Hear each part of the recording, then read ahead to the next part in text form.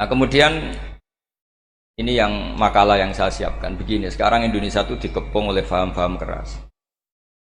Sebetulnya untuk menghadapi paham-paham keras itu yang paling hebat tentu ilmu.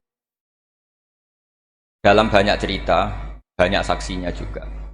Pernah, ini masyhur sekali cerita ini. Sya'rawi itu ketemu orang ekstrim yang mau mengebom orang-orang Islam yang sedang main di bar. Dugem lah kira-kira gitu. Karena di dunia Allah kok maksiat tok, ini baiknya mati aja daripada hidup, daripada ngeleng-ngeleng bumi gitu. Terus ditanya sama Sya'rawi, kalau betul mereka jadi mati, aina masiruhum?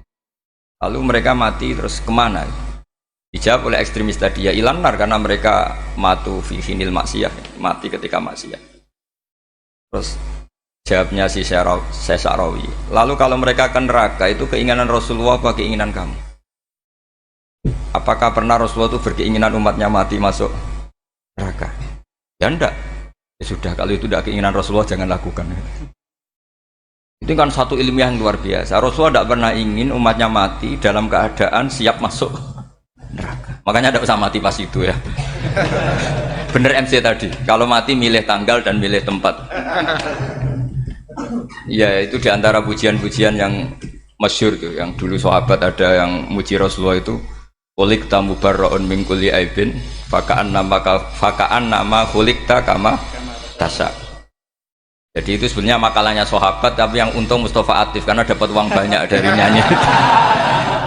Jadi itu sebenarnya makalah normal dari pujian seorang sahabat, tapi yang untung Mustafa Atif.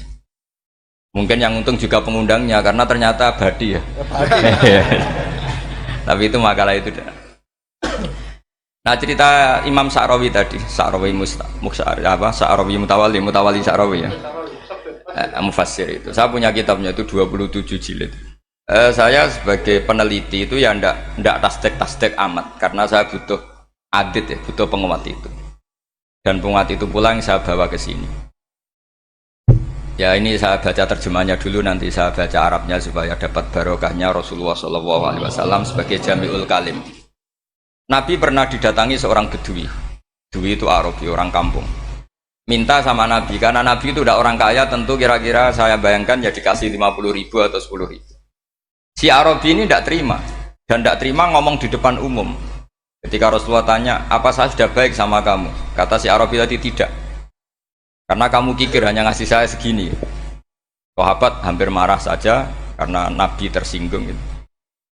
Tapi Nabi lalu mengajak orang itu ke dalam rumah. Kira-kira kalau Indonesia mungkin ditambah 200.000 atau 300.000. Kemudian, apa ini cukup? Ya cukup. Kamu sudah puas? Ya puas. Fajazakallahu min ahlin wa asyiratin. Dipuji-puji Nabi. Kemudian kata Rasulullah, ayo kita keluar. Keluar nemuin khalayak begini. Khalayak rame tadi. Kamu tadi mengkritik saya, menghujat saya di depan umum. Maka kamu sekarang harus memuji saya di depan umum. Supaya clear. Akhirnya mau dia. Oke, kita mau. Akhirnya muji-muji bahwa Muhammad orang baik, dermawan gini. Setelah itu dia pulang. Hebatnya Rasulullah ketika pulang kata Nabi begini, sabda Nabi gini. Kalau saja dia pas benci saya itu kok mati. Saya ulang lagi, kalau saja dia pas komentari saya buruk tadi kok mati, maka dia mati sebagai min ahlin nar karena berstatus pencaci maki Nabi. Akhirnya dia muji Nabi itu lewat disuap, lewat dikasih uang lagi. Loh itu sudah sah. Jadi saking baiknya Allah, Islam suapan itu juga sah. Itu kan muji Nabi itu karena disuap. Makanya ini penting. Sehingga dalam khazanah Islam itu memang agak aneh-aneh. Jadi di antara ceritanya dalam hukum-hukum Islam itu ada orang fasiknya minta ampun, tapi minta karena iman sama hadis bahwa nanti kalau ada orang mati disaksikan orang dua, apalagi kalau 4 min ahlil jannah, maka dia min ahlil jannah. Itu dia fasiknya minta ampun, nyewa orang. Nanti kalau saya mati bilang saya orang baik. Betul. Setelah dia mati bayar. Ini baik.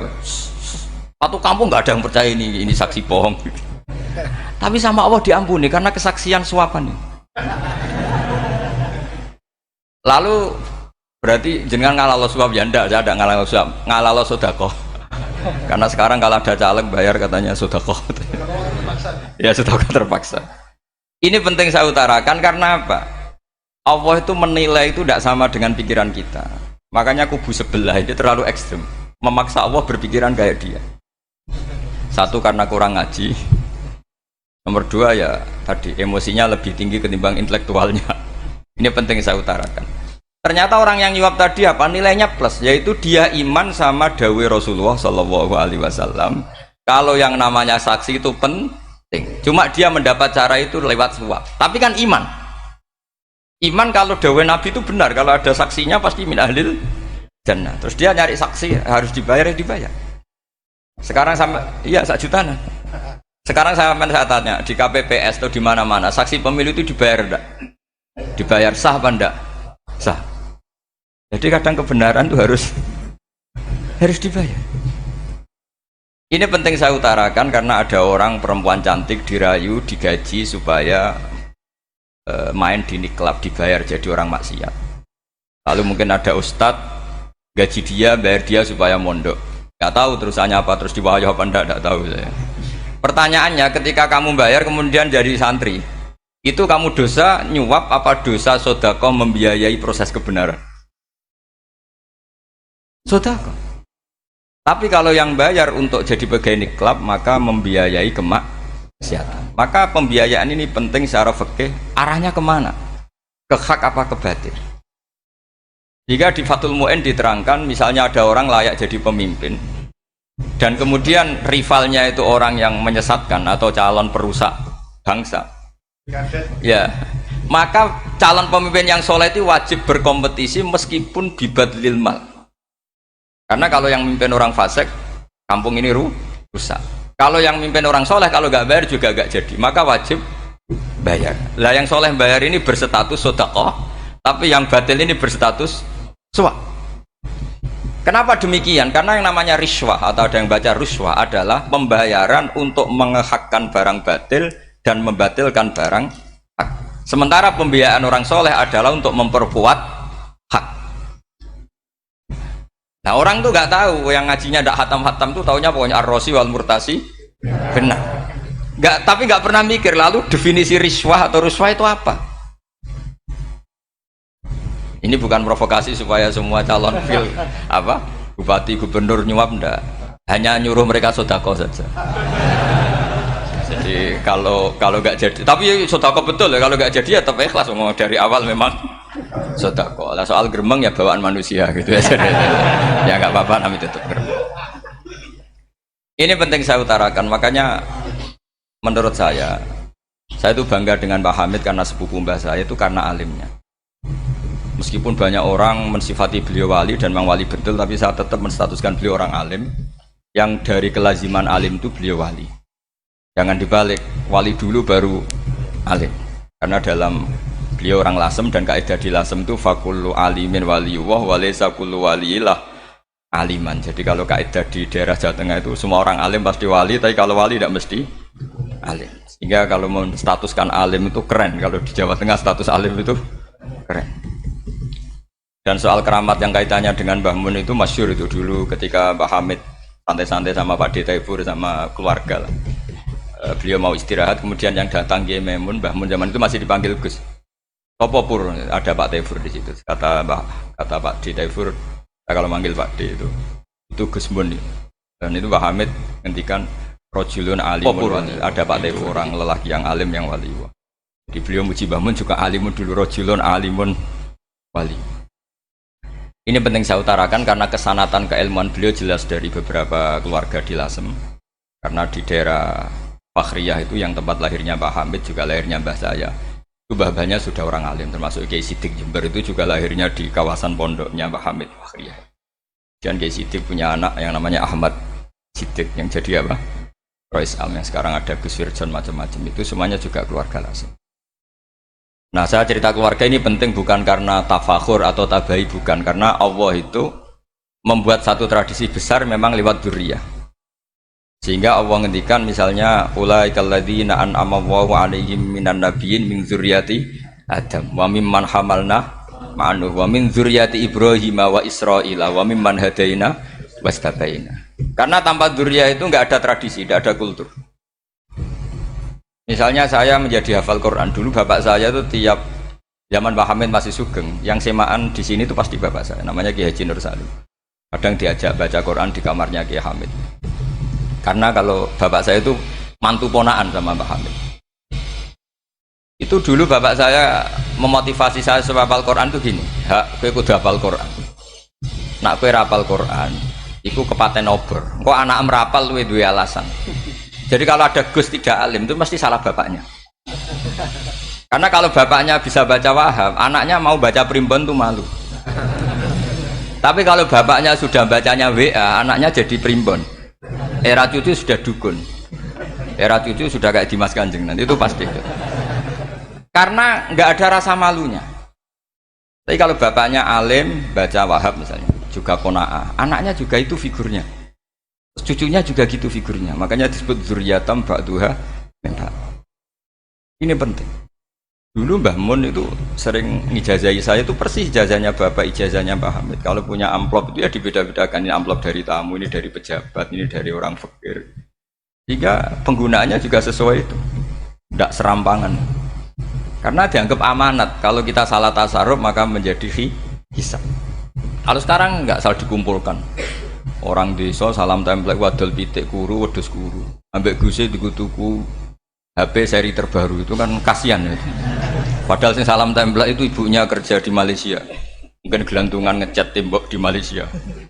Hasil salam template digugus tuku HP terbaru itu kan nggak imbang. Nah dikutuku tasbih kan sumbut.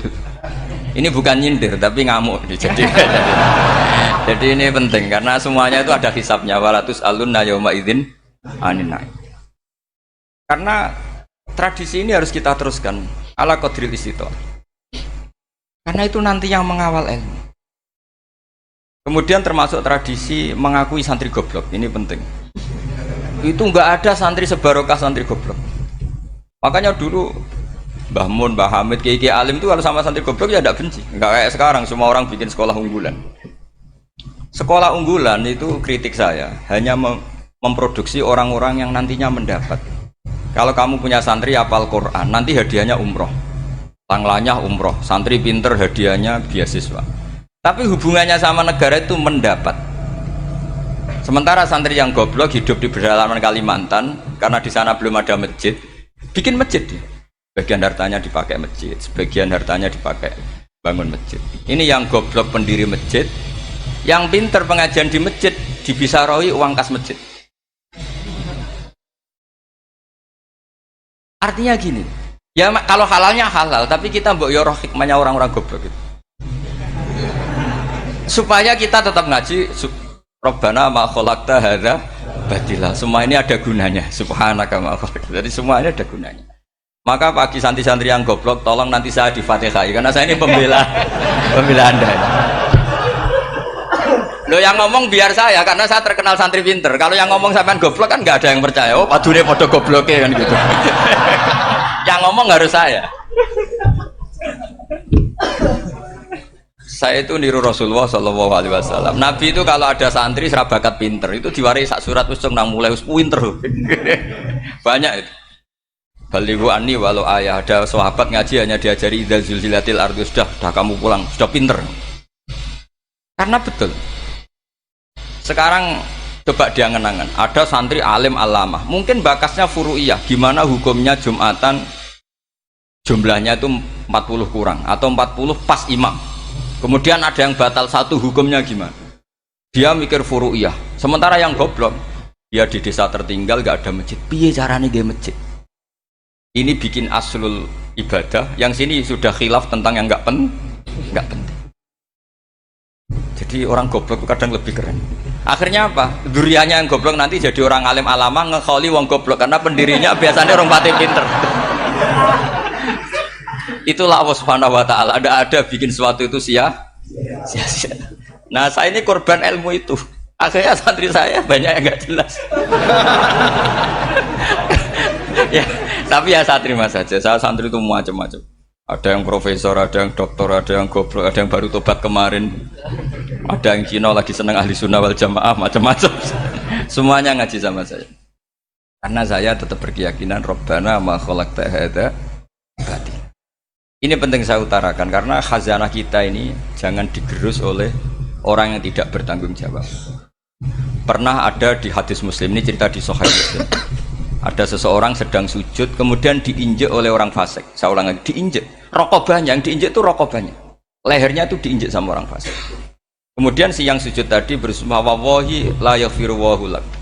Demi Allah, Allah tidak akan mengampuni kamu. Itu Allah kemudian mewahyukan sama Nabi di zamannya. Wahyunya adalah mangdalladzi yata'alla alayya alla aghfira li fulan. Laqad ghafartu dzunuba wa ahbattu amalak. Siapa yang mencantut namaku dengan menstatuskan saya tidak bisa memberi maaf. Sungguh orang itu saya maafkan dan yang ahli ibadah amalnya tak cabut semua, tak hapus semua. Karena Allah tuh nggak boleh distatuskan sesuai keinginan kita. Kita sedang soleh terus mengatakan orang lain tidak soleh, Allah tidak akan ngampuni. Ngampuni tidak, itu wilayahnya Allah dan Allah yaf'alu ma yasha. Dan Allah berkali-kali memaklumatkan dirinya yaghfiru liman yasha wa yu'adzibu man yasha. Tapi ini kubu sebelah nyifati Allah hanya wa yu'adzibu, kubu sebelah kan gitu. Tidak pernah kalau Allah disifati yaghfir. Bagaimana Allah gak tersinggung? Allah selalu distatuskan yu'adzib. Kira-kira kalau Allah kan gini, saya ini bisa yu'adzib, bisa aghfir, kenapa status saya tinggal yu'adzib? Ini ngaji di mana? Khatam enggak gitu kan gitu. Makanya resikonya ahli sunnah itu masyhur tuh Pak Hamid Pasuruan. Tamu macam-macam diterima. Ketika orang benci Golkar itu ada tamu dari Golkar juga diterima. Ketika orang nggak mau diberi hadiah oleh orang Golkar, Pak Hamid ya diterima. Bilang ke bapak, mengaku lo mau wainur, duit enggak ana gunane dhewe. Sing marai rawan hisab itu kan kamu dapat uang nggak jelas kemudian kamu pakai pribadi. Kalau orang-orang soleh kan nggak pernah dipakai, kan aman saja. Loh, dihisab apanya? Wong hanya peralon. Kalau istilahnya Mbah Hamid itu peralon. Datang diberikan orang lagi, datang diberikan. Kalau kena kamu kan hisab. Terus kamu nyate makan wareg glegeken. Wah itu uangnya nggak jelas dipakai nyate glegeken, ya mesti hisab. Kalau nggak jelas ya disedekahkan. Kalau ingin bebas apa? Hisab. Tapi kalau sering sedekah biasanya nggak bebas dari miskin. Tapi kalau kamu wali kan tetap kayak Pak Hamid itu masyhur bisa kok. Tapi kan nggak jadi miskin. Kamu nggak terkenal sakok tapi miskin. Ini nggak wali.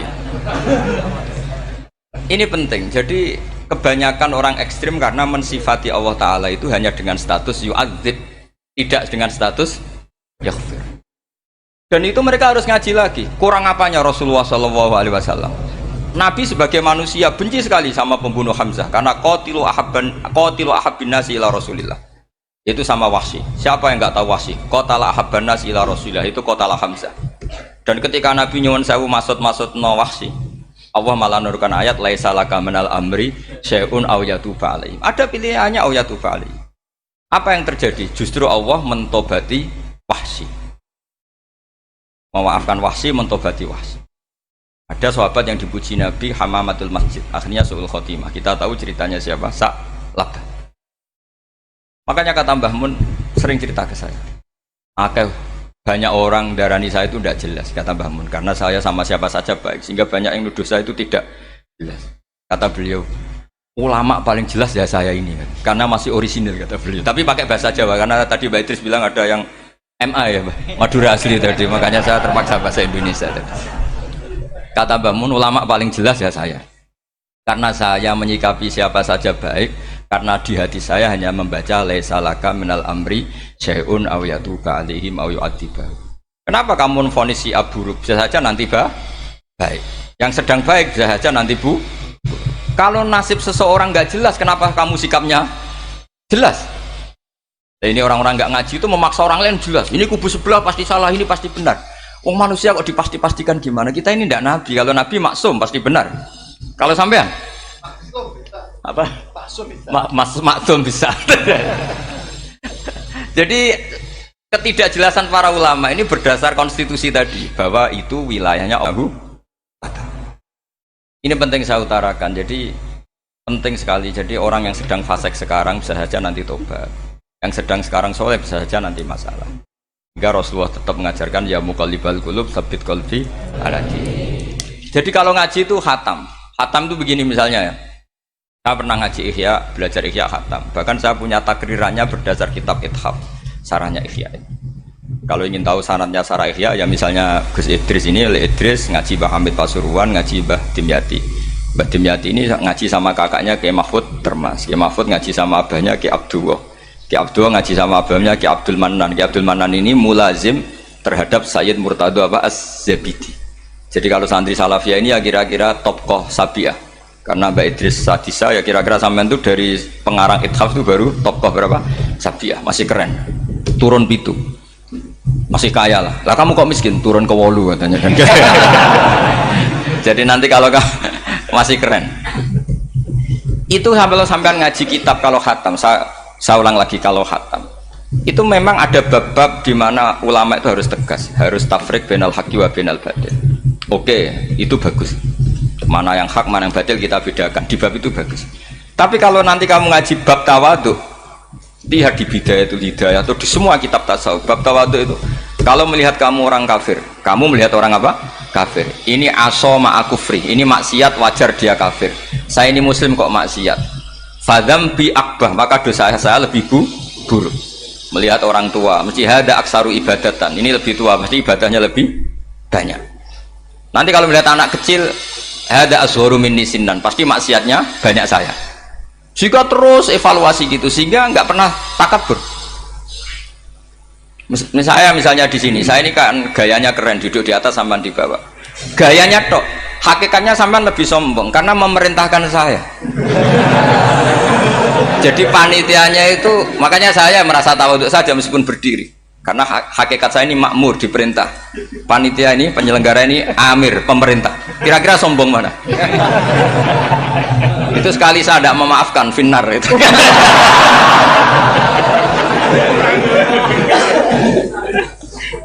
Tapi insya Allah tak maafkan. Iya masih insya Allah. Jadi ini penting. Jadi mbok ya orang-orang yang ekstrim tuh mikir keinginan Rasulullah SAW itu umatnya meninggal dalam keadaan baik.